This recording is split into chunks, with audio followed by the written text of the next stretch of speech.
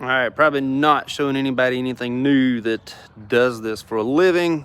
Did some work on my septic tank sump pump, and I dropped my gasket down in there. Got some of this gasket material from Lowe's. That's of course not gonna pick up.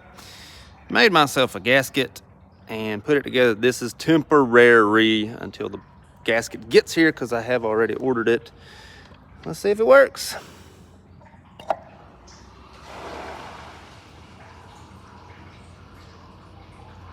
It sure does sound like it's working.